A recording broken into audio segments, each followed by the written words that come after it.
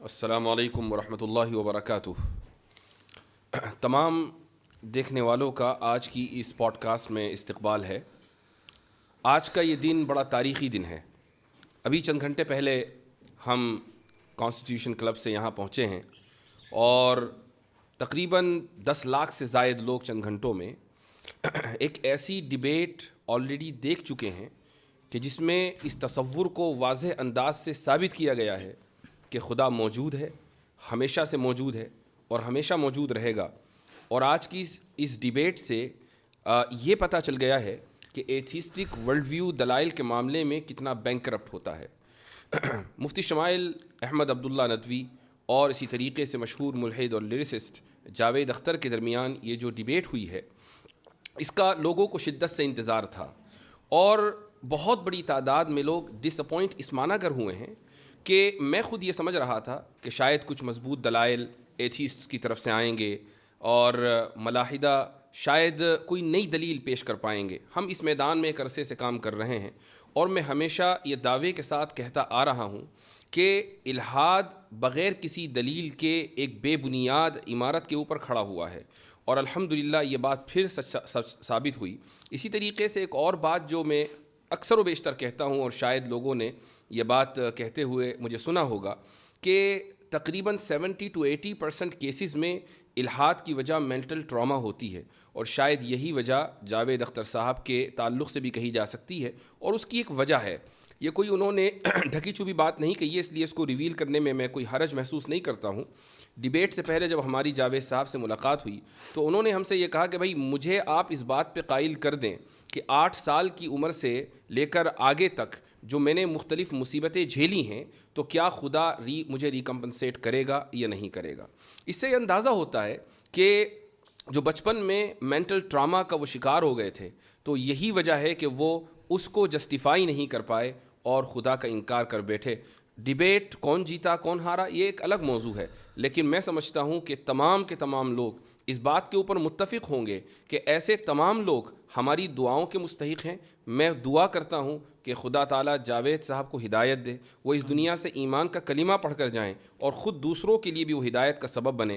جہاں تک آج کی ڈیبیٹ کا تعلق ہے تو مفتی شمائل احمد عبداللہ ماشاءاللہ آج کے دن کے ہیرو ہیں، تو سب سے پہلے تو میں آپ کو مبارکباد دیتا ہوں کہ اللہ تعالیٰ نے آپ کو یہ توفیق دی ہے کہ آپ یہ وحدانیت کا اور خدا کے وجود کا مقدمہ دنیا کے سامنے پیش کریں، تو ایک بار پھر مبارکباد، اور اب آپ کچھ اپنے کلمات کا اضافہ کیجیے۔ جزاکم اللہ خیراً، اللہ تعالیٰ آپ کو جزائے خیر عطا فرمائے۔ میں آپ کا بھی شکریہ ادا کرتا ہوں، اور اس کے علاوہ ہمارے جتنے مسلمان ہیں بھائی بہن جنہوں نے ہمارے لیے دعائیں کی ہیں اور بڑا اہتمام کیا تھا اس ڈیبیٹ کے پہلے، تو بس اللہ کے فضل کے بعد آپ حضرات کی محنتوں اور توجہ اور دعاؤں کا ہی نتیجہ ہے کہ جو کچھ میں کہہ سکا۔ یہ بات آپ نے بالکل صحیح کہی کہ ہم نے ایکسپیکٹ نہیں کیا تھا کہ جناب جاوید اختر صاحب وہی باتیں کریں گے جو اکثر کرتے آئیں، بلکہ ہم نے یہ سوچا تھا کہ شاید کوئی اکیڈمک انداز میں ڈسکشن ہوگی، اور میں نے تو یہ ارادہ کیا ہوا تھا کہ کئی سارے آرگیومنٹس میں وہاں پہ پیش کروں گا، صرف آرگیومنٹ آف کنٹینجنسی نہیں، لیکن انہیں کنٹینجنسی ہی سمجھ میں نہیں آ رہی تھی، تو اسے سمجھانے میں ہی جو ہے 2 گھنٹے گزر گئے۔ تو الحمدللہ بہرحال جو ہوا اللہ کا فضل رہا، اور اللہ کا فضل ہے کہ حق بات سامنے واضح آ گئی، اور اللہ سے دعا گو ہوں کہ اللہ انہیں بھی ہدایت دے۔ ماشاءاللہ اس ڈیبیٹ سے کئی ساری ایسی چیزیں ہیں یا نتائج ہیں کہ جن کو بڑا خوش آئند کہا جا سکتا ہے۔ مثلا ایک بات تو یہی کہ بڑے مضبوط انداز سے الحاد کے خلاف یہ مقدمہ قائم ہوا ہے۔ دوسرا جو اس کا بڑا پازیٹیو نتیجہ نکلا ہے وہ یہ کہ شاید ابھی تک لوگ یہ سمجھتے آ رہے تھے کہ یہ جو ٹی وی ڈیبیٹ کے اوپر پیڈ مولانا سو کالڈ مولانا جاتے ہیں جن کا کام سوائے چیخنے چلانے کی کچھ نہیں ہوتا، اور ان کو ٹی آر پی اس لیے چونکہ چینلوں کو ٹی آر پی چاہیے تو کچھ 5,000 کا تھیلا ان کو پکڑا دیا جاتا ہے کہ تم چیخو بندروں کی طرح۔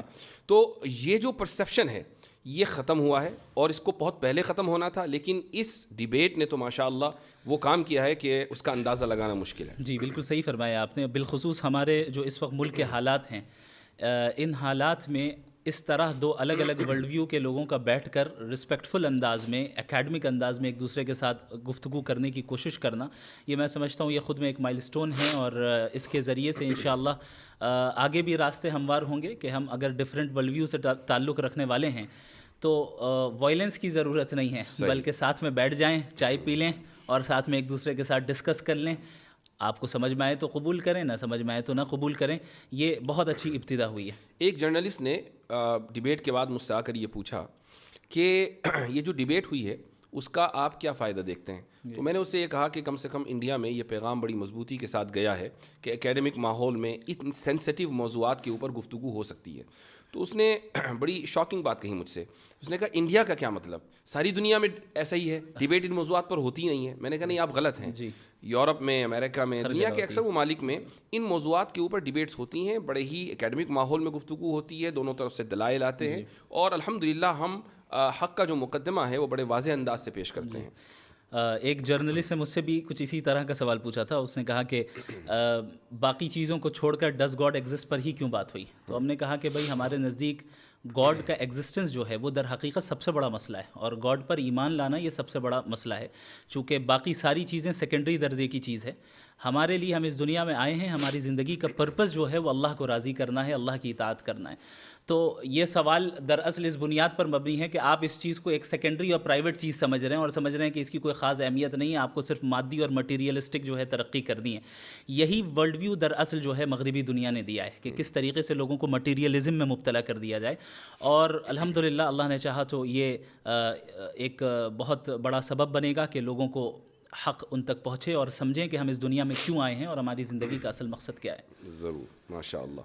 اچھا, ڈیبیٹ میں کچھ ٹاپکس ڈسکس ہوئے, اور ویسے تو آپ نے ماشاء اللہ وافی شافی جواب دیا وہاں پر, اور میں سمجھتا ہوں کہ جو شخص بھی اس 2 گھنٹے کی ڈیبیٹ کو دیکھے گا تو جن موضوعات کا احاطہ کیا گیا ہے ان موضوعات کے اوپر اس کو اچھی معلومات فراہم ہوگی.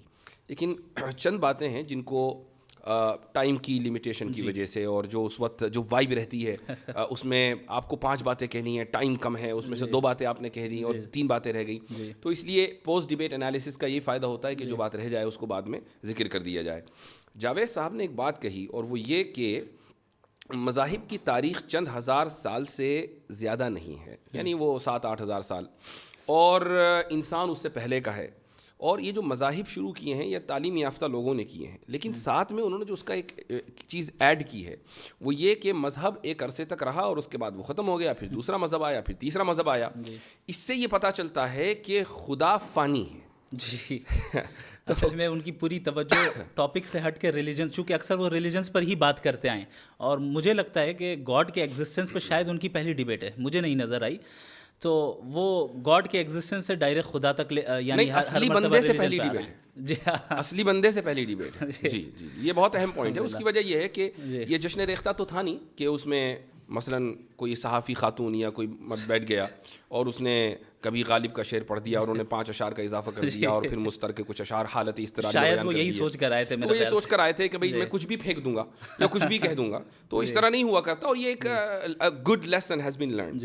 جتنا صرف ان کے ذریعے بلکہ جتنے بھی لوگ تھے کہ جو الہاد کی طرف سے پیش ہوئے تھے آڈینس میں, ان کو بھی یہ پتہ چل گیا کہ اہل مذہب کے پاس جو مقدمہ ہے وہ بہت اسٹرانگ ہے. اور یہ صرف انہی کا نہیں بلکہ پورے ایتھیسٹک ورلڈ ویو کا یہ ایک طریقہ رہتا ہے کہ وہ یہ پریٹینڈ کرتے ہیں کہ ایتھیزم ڈیفالٹ پوزیشن ہے, جبکہ ایسا نہیں ہے.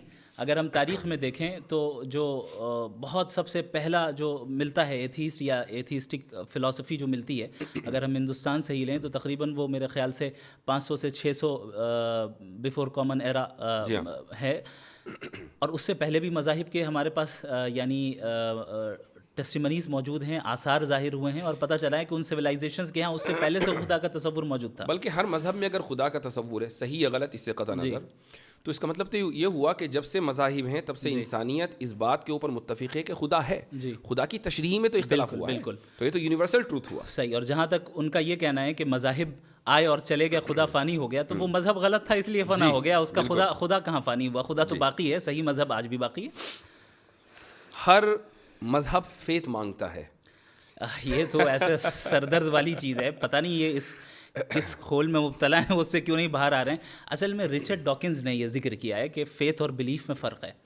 فیتھ وہ ہے جو ارریشنل ہو اور اس کے پیچھے ایویڈنس نہ ہو, اور بلیف یہ ہے جو ایویڈنس بیسڈ ہو, ریشنل ہو, اور خود آپ ایکسپیرینس کر سکتے ہو. تو وہ ان کا اپنا ہے بھی نہیں, انہوں نے وہاں سے لیا اور اس پہ ان کو پورا فیتھ ہے. جی ہاں, اس پہ وہ غور نہیں کر رہے ہیں کہ صحیح ہے کہ نہیں ہے. جی ہاں, تو وہ ہمیشہ سے ہر ڈیبیٹ میں یہی کہتے ہیں, اسی لیے میں نے ان کو واضح کیا کہ بھائی فیتھ صحیح بھی ہو سکتا ہے, غلط بھی ہو سکتا ہے. آپ جو ڈیفینیشن فیتھ کی بیان کر رہے ہیں وہ بلائنڈ فیتھ ہے, اس کو تو ہم بھی نہیں مانتے ہیں. دو باتیں انہوں نے اور کہی ہیں. جی, ایک بات انہوں نے یہ کہی کہ انسان کی پیدائش رینڈم ہے, اور دوسری بات انہوں نے یہ کہی کہ انصاف انسانی تصور ہے. اس کو کیسے, مجھے یقین ہے کہ آپ نے اس وقت بھی جواب دیا تھا, لیکن پھر بھی اس کو تھوڑا سا الیبوریٹ کریں. انسان کی پیدائش رینڈم ہے, یہ تو ظاہر ہے کہ ان کے ورلڈ ویو کے اعتبار سے, ہمارے ورلڈ ویو کے اعتبار سے بالکل واضح ہے کہ ہم اس دنیا میں ایک مقصد کے تحت بھیجے گئے ہیں. اب ان حضرات کی طرف سے سوال یہ ہوتا ہے کہ بھئی اگر ہم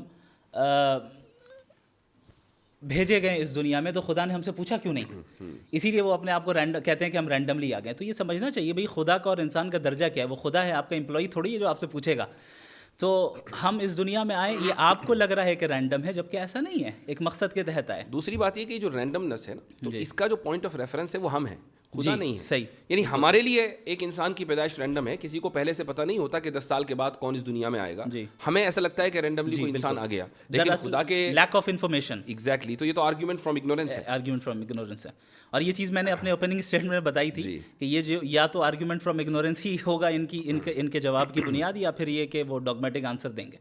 انصاف انسانی تصور ہے, یہ تو سمجھ میں آ گیا, وہ آگے پیچھے کرتے رہے. انصاف انسانی تصور ہے, اور انہوں نے کہا کہ نیچر میں انصاف نہیں پایا جاتا ہے. تو میں نے کہا کہ اگر نیچر میں انصاف نہیں پایا جاتا ہے تو اس کا مطلب انصاف کا نہ ہونا نیچرل ہے. تو آپ کیوں اسٹرائیو کر رہے ہیں انسان کو لانے کے لیے, انصاف کو لانے کے لیے؟ اور انصاف اگر لوگوں کا بنایا ہوا ہے تو پھر مسئلہ وہی آبجیکٹیو اور سبجیکٹیو والا آتا ہے کہ آپ کیسے ڈیسائیڈ کریں گے کہ انصاف اچھی چیز ہے یا بری چیز ہے. آپ کے نزدیک انصاف اس لیے اچھی چیز ہے چونکہ سوشل کنسنسس ہے. تو سوشل کنسنسس تو ایسی چیز ہے جو ہر زمانے میں یعنی ہر 50 سال 100 سال میں چینج ہو جائے, اس کی تو کوئی گارنٹی نہیں ہے. جبکہ انصاف ایک ایسی چیز ہے جو کہ آبجیکٹیولی مورلی ٹرو ہے, اور جو چیز آبجیکٹیولی مورلی ٹرو ہو, ظاہر ہے کہ اس کے لیے کوئی ایسا فاؤنڈیشن اور اسٹرانگ فاؤنڈیشن چاہیے جو سوشل کنسنسس سے یا پرسنل پریفرنس سے چینج نہ ہو, بلکہ اکراس اسپیس اینڈ ٹائم یکساں رہیں, سیم رہیں. انصاف نیچر میں موجود نہیں ہے اور انسانی تصور ہے, یہ دراصل خدا کے وجود کی دلیل ہے. وہ اس طریقے سے کہ اگر انصاف across the natural world exist کرتا, جانوروں میں ہوتا, شیر پرندوں میں ہوتا اور پتھروں میں ہوتا, تو آپ یہ کہہ سکتے تھے کہ بھئی دنیا, انسان اس دنیا کا حصہ ہے تو اس میں بھی ہے, لیکن کہیں نہیں ہے, انسان میں ہے اور انسان ہی مکلف ہے. تو اس سے یہ ثابت ہوا نا کہ یہ بائی ڈیزائن ہے, بائی ایوولوشن نہیں ہے. صحیح. تو یہ ایک بہت مضبوط دلیل ہے جو وہ ہمیں ہمارے ہاتھ میں پکڑا رہے ہیں کہ یہ دلیل آپ میرے خلاف دے دیں. اچھا, ایک اور جو مسکنسیپشن ہے ایتھیسٹ کا, میرے خیال سے اس کو کلیئر کرنا بہت ضروری ہے, اور وہ یہ ہے, اور مجھے اس کا اندازہ ہے کہ اس وقت اس کو کلیئر نہیں کیا جا سکتا تھا چونکہ ہماری جو ڈیبیٹ ہے وہ ایگزسٹنس آف گاڈ پر ہے یا تھی, وہ مذہب کے اوپر نہیں تھی. اور یہ جو مسکنسیپشن ہے وہ یہ ہے کہ اہل مذاہب کے یہاں سوال کو ڈسکریج کیا جاتا ہے, کہا جاتا ہے کہ سوال مت کرو, اور جو لوگ سوال کرتے ہیں وہ ترقی کر کے کہاں تک پہنچ گئے, اور جن لوگوں نے سوال کو ڈسکریج کیا وہ آج کہاں پڑے ہوئے ہیں. تو یہ جو مسکنسیپشن ہے اس کو ذرا کلیئر کیجیے. میں نے وہاں پر یہ بات کہی تھی کہ مذاہب اور ظاہر ہے بالخصوص اسلام سوال کرنے سے ڈسکریج نہیں کرتا ہے, ہاں بیجا سوال کرنے سے ڈسکریج کرتا ہے. تو صحیح سوال اور غلط سوال, کہاں سوال کرنا چاہیے کہاں نہیں کرنا چاہیے, یہ دراصل فرق ملحوظ رکھنا چاہیے. اب ایک انسان اللہ سے بیجا سوالات کریں جیسے کہ وہ کرتے آئے ہیں, ولیعذ باللہ ان کے الفاظ ہیں کہ اگر وہ ہے تو پھر اس کی کیا مجال ہوگی, میں پوچھوں گا اور یہ کروں گا, تو ظاہر ہے یہ بیجا چیزیں ہیں. تو یہاں پر آپ کو سوال کرنے کی اجازت نہیں ہوگی, چونکہ جب آپ نے گاڈ کے ایگزسٹنس کو تسلیم کر لیا تو آپ نے اس کی اتھارٹی کو مان لیا ہے. اب جس کی اتھارٹی کو آپ نے تسلیم کر لیا ہے تو اب اس سے سوال نہیں ہوگا. ہاں لیکن اس اتھارٹی کو تسلیم کرنے کی تلاش میں جب تک آپ اس راستے میں ہیں, ظاہر ہے سوال کرنا, اسی لیے قرآن کہتا ہے فَاسْأَلُوا أَهْلَ الذِّكْرِ إِن كُنتُمْ لَا تَعْلَمُونَ, کہ تم علماء سے سوال کرو, اہل علم سے سوال کرو, جاننے والوں سے سوال کرو اگر تمہارے پاس علم نہیں ہے. تو یہ بھی دراصل ایک ڈاگمیٹک آرگیومنٹ ہے جو ایتھیسٹک دنیا کی طرف سے اٹھایا جاتا ہے کہ مذہب تو سپریس کرتے ہیں. اچھا ایسا ہو سکتا ہے کہ ماضی میں بہت سے مذاہب ایسے گزرے ہوں اور ابھی بھی ایسے مذاہب ہوں جو ان چیزوں کو ڈسکریج کرتے ہوں, لیکن اگر ظاہر ہے اگر وہ کرتے ہیں تو ہم تو اسے سپورٹ نہیں کرتے. ہم تو جو اس مذہب کے قائل ہیں جو صحیح مذہب ہے. جو میں نے ابھی کہا کہ اس وقت یہ اس سوال کا جواب اس طریقے سے دینا ممکن نہیں تھا چونکہ ڈیبیٹ ریلیجن پر نہیں ہے, ورنہ قرآن کریم نے واضح طور سے کہہ دیا کہ لا تسألوا عن اشیاء ان تبد لکم تسؤکم. یہ ان تبد لکم تسؤکم کا جو اضافہ ہے وہ خود بتا رہا ہے کہ مطلق سوال سے منع نہیں کیا جا رہا ہے بلکہ ایسے بیجا سوالات سے منع کیا جا رہا ہے جو نقصان دہ ہیں, وہ خود آپ کے لیے نقصان دہ ہیں. تو یہ جو ان لوگوں کی طرف سے ایک مسکنسیپشن پھیلایا جاتا ہے اس کو ٹھیک کرنا بہت ضروری تھا. اسی طریقے سے اگر آپ ہماری ہسٹری کو دیکھیں, خدا کی ذات اور خدا کی صفات کے تعلق سے میں سمجھتا ہوں کہ جتنا ڈسکشن ماضی میں ہو چکا ہے بالکل ابتدائی دور میں معتزلہ کے دور میں اور اس کے بعد, تو وہ پورا کا پورا رچ ٹریڈیشن اور کلچر یا کہہ لیں کہ پورا لٹریچر وہ آج بھی ہمارے پاس موجود ہے. اور بہت سے کریکلمز میں جو اسلامک ٹیچنگ کے اسلامک اسٹڈیز کے کریکلمز ہیں ان میں پڑھایا جاتا ہے. آپ دیکھیں کہ معتزلہ نے سب سے پہلے صفات کا انکار کیا. کیا آپ یہ کہہ سکتے ہیں کہ بھائی آج کوئی ایسا کر کے دکھا دے؟ بھائی معتزلہ نے اللہ تعالیٰ کی ذات کو صفات سے ڈیٹیچ کر دیا اور کہا کہ اس کی کوئی صفت نہیں ہے. تو کیا ان کی گردنیں مار دی گئیں یا یہ کہا گیا کہ تمہیں سوال کرنے کا حق نہیں ہے؟ تو یہ ایک بہت ہی بڑا دھوکہ ہے کہ جو ان لوگوں کی طرف سے پھیلایا جاتا ہے. جی ہاں, ایک بڑا بچکانا سوال آیا اور میں تو بہت زیادہ حیرت زدہ رہ گیا, اور یہ حیرت کی وجہ یہ رہی کہ جب میں نے اس موضوع کے اوپر کام کرنا شروع کیا آن لائن اور سوشل میڈیا کے اوپر میں آیا, تو بالکل ابتدائی دنوں میں غالباً یہ بات ہے 2016 یا 17 کی, تو اس وقت جو بہت لو آئی کیو قسم کے اسلامو فوبز ہوا کرتے تھے وہ آ کے یہ سوال کیا کرتے تھے کہ قرآن میں ڈائناسور کا تذکرہ کیوں نہیں ہے. بڑے تعجب کی بات ہے. میں حیرت زدہ رہ گیا کہ جاوید صاحب ابھی تک ایوالو کیوں نہیں کر پائے اکیڈمیکلی. اصل میں اب تک وہ رسل کو ہی پڑھ رہے ہیں. وہ اب تک رسل تو کو ہی پڑھ رہے ہیں. جی ہاں, تو آپ کا جو جواب تھا وہ بڑا زبردست تھا ماشاء اللہ, کہ قرآن ہدایت کے لیے ہے, وہ جیوگرافی یا زوالوجی یا اس طرح کے مضامین کو کور کرنے کے لیے نہیں ہے. کچھ چیزوں کا اس میں مظاہر فطرت کے تحت تذکیر آ گیا, وہ بات الگ ہے. اچھا, اب آ جاتے ہیں ہم اس عظیم الشان لفظ کی طرف کہ جس کو ہمارے جاوید صاحب آخر تک سمجھ نہیں پائے. کنٹینجنسی. جی ہاں, کنٹینجنسی. کہیں میں نے وارن کر رہا ہوں کہ کہیں لوگ جاوید صاحب کی چڑ نہ رکھ دیں کنٹینجنسی, ان کے ہاں نیچے جا کے ٹویٹر کے اوپر یہ لفظ ٹائپ نہ کرنے لگیں. یعنی میں انکریج نہیں کر رہا ہوں, please don't take me wrong, لیکن ایسا ہو سکتا ہے. اس کی وجہ یہ ہے کہ یعنی ایک بہت ہی معمولی آرگیومنٹ, معمولی ان دا سینس کہ تمام داعین جو اس میدان میں کام کر رہے ہیں, جتنے بھی دعات ہیں یا جو ڈیبیٹس کرتے ہیں, جن کو ان موضوعات سے دلچسپی ہے, چاہے وہ اس طرف کے ہوں یا اس طرف کے, یعنی وہ مسلمان ہوں یا غیر مسلم ہوں, وہ آرگیومنٹ آف کنٹینجنسی سے واقف ہیں. جی, آپ ایک نہ بڑا چہرہ ہیں الحاد کا اس ملک میں, اور آپ ڈیبیٹ کرنے کے لیے آئے ہیں اور نیشنل پلیٹ فارم کے اوپر ڈیبیٹ کرنے کے لیے آئے ہیں. راجدھانی سے وہ میں ڈیبیٹ ہو رہی ہے اور آپ یہ نہیں سمجھ پا رہے ہیں کہ آرگیومنٹ آف کنٹینجنسی ہوتا کیا ہے. اور جبکہ ایکسپلین کیا گیا کئی مرتبہ اردو میں بھی اور ہر طریقے سے, آپ نے بھی کھڑے ہو کر سوال کیا ان سے اور انفینٹ ریگریس کو سمجھانے کی کوشش کی, لیکن اس کے بعد بھی نہیں سمجھ سکے. بڑا تعجب ہے. میں سمجھتا ہوں کہ اب جس عمر میں وہ پہنچ گئے ہیں, جیسے اب ظاہر ہے ایتھیسٹک ورلڈ ویو الگ ہے, ہمارے ورلڈ ویو میں جب اس عمر کے میں کوئی پہنچ جائے اور دیندار ہوں تو ہم پھر ان کو کہتے ہیں کہ گوشہ نشینی اختیار کرتے ہیں وہ حضرات اور دعا کرتے ہیں, ہم ان سے دعا کی درخواست کرتے ہیں. اب انہیں اپنے ورلڈ ویو میں گوشہ نشین بن جانا چاہیے. اب جو ہے وہ ان چیزوں میں نہیں پڑھنا چاہیے, بلکہ توجہ دیں اور کوشش کریں کہ بھئی کیا بات ہے, حقیقت کو تلاش کرنے کی کوشش کریں, اپنے حد تک رکھیں. کیونکہ ایک ڈیبیٹ کے اندر الیکٹران اور نیوٹران کی تسبیح پڑھیں. ایک ڈیبیٹ کے اندر 2 گھنٹوں کے اندر کتنی جگہ وہ اپنے آپ کو کانٹراڈکٹ کر رہے ہیں. اگر ہم اس کو ریکیپ کریں اور دیکھیں, جب ہم مورالٹی کی بات کرنے آئے تو وہ کہہ رہے ہیں کہ سوسائٹی سے مورالٹی طے ہوگی, تو ہم نے کہا آپ نازی جرمنی کو سپورٹ کرتے ہیں. نہیں, پلانٹ ارتھ, تو پلانٹ ارتھ میں جو ہے اکثریت جو ہے مذہب خدا کو مانتی ہے, آپ نہیں مانتے. پھر لاسٹ میں کہہ رہے ہیں کہ میں میجورٹی والی بات واپس لیتا ہوں. وہ بہت اہم پوائنٹ ہے, بہت اہم پوائنٹ ہے. اچھا, یہ جو آرگیومنٹ آف کنٹینجنسی ہے یقیناً لوگوں نے اس کو سمجھ لیا, لیکن پھر بھی ہمارے ناظرین کے لیے اس کو مختصر انداز میں سمجھائیے. دیکھیں, اس کائنات کی ہر چیز کنٹینجنٹ ہے. اس کا مطلب یہ ہوتا ہے کہ یہ ایگزسٹ کر بھی سکتی تھی اور نہیں بھی کر سکتی تھی, یعنی اس کا ایگزسٹ کرنا کوئی نیسیسری چیز نہیں تھی. اور اگر ایگزسٹ کرتی تو ڈفرینٹ لاز کے ذریعے بھی کر سکتی تھی. یعنی ابھی جو لاز آف نیچر چل رہے ہیں, ہو سکتا ہے کوئی اور لا آف نیچر ہو. علم کلام کے طلباء کے لیے اضافہ کر دوں, اسی کو ممکن الوجود کہا جاتا ہے. ممکن الوجود وعدمہ سواء. جی, تو جو ممکن الوجود ہوگا, جو کنٹینجنٹ ہوگا, وہ ظاہر ہے کسی اور کے اوپر ڈپینڈڈ ہوگا اپنے ایگزسٹنس میں. تو اب وہ کس کے اوپر ڈپینڈڈ ہے, ہم یہ دیکھیں گے کہ بھائی کیا وہ چیز بھی کنٹینجنٹ ہے، ممکن اچھا، اور الوجود ہے. یہاں پر بھی اس کا اضافہ ضروری ہے. لوگ کہیں بھائی کیوں ہوگا؟ اس کی وجہ یہ ہے کہ جب ایک چیز کا وجود اور عدم دونوں برابر ہیں، یہ ترازو کے دو پلڑے ہیں، تو کسی ایک پلڑے کو بھاری ہونے کے لیے اس میں وزن ڈالنا ضروری ہے. یہ وزن ہے ارادے کا. تو کسی نے تو ارادہ کیا ہوگا نا، کہ جس نے عدم پر وجود کو ترجیح دی ہوگی، اس لیے کنٹینجنسی ہے. جی آگے بولیے. تو یہاں سے عقلی طور پہ لاجیکلی ہم اس نیسیسری بینگ تک پہنچتے ہیں جو واجب الوجود ہے، یعنی جس کا ایگزسٹ نہ کرنا ناممکن ہے. چونکہ اگر وہ ایگزسٹ نہ کرے تو ظاہر ہے یہ ساری چیزیں وجود میں نہیں آ سکتی. اور اس واجب الوجود ذات کا انڈیپینڈنٹ ہونا، ایٹرنل ہونا، نالجبل ہونا، سیلف سفیشینٹ ہونا اور ایک ہونا یہ بالکل ضروری ہے. تو یہ جب باتیں میں نے کہی تو لاسٹ میں یہ کہہ رہے ہیں کہ ان کے نزدیک تو عقل سے ہم خدا کو جان ہی نہیں سکتے. یعنی یہ کانٹرڈکشن ہے. یعنی پورا آرگیومنٹ اس پہ تھا کہ عقل کے ذریعے ہم خدا کے ایگزسٹنس کو کیسے جانیں، اور آپ وہ نہیں سمجھ پا رہے ہیں، اور اخیر میں کہہ رہے ہیں آپ تو کہہ رہے ہیں کہ عقل سے ہم سمجھ نہیں سکتے.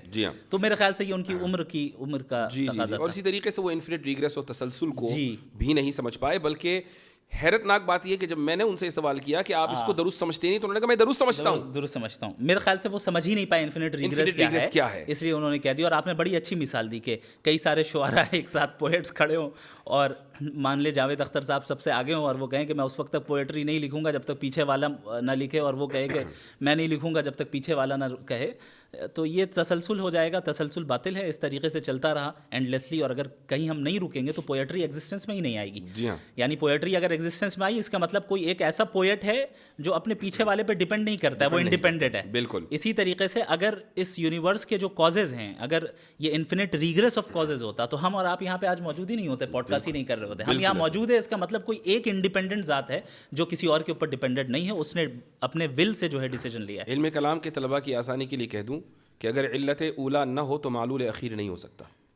ماشاءاللہ. تو اچھا یہ بتائیں کہ اس میں علم کلام کا کتنا رول رہا آپ کی ڈیبیٹ میں، آپ کے لیے؟ پورا علم کلام ہی تھا اور کیا تھا. ایک ہے آپ اس کو پریزنٹ کر رہے ہیں ماشاءاللہ، اور ایک یہ کہ علم کلام کے جو مباحث ہیں جیسے تسلسل ہے، دلیل توقف ہے، یہ تو ماشاءاللہ چونکہ آپ نے اس سے استفادہ کیا ہے تو یہ بڑی خوش آئند بات رہی. اور اس کی وجہ یہ ہے کہ علم کلام کو فرسودہ علم سمجھا جانے لگا تھا. میں سمجھتا ہوں کہ علم فرسودہ نہیں، البتہ اصطلاحات ضرور فرسودہ ہو گئی ہیں.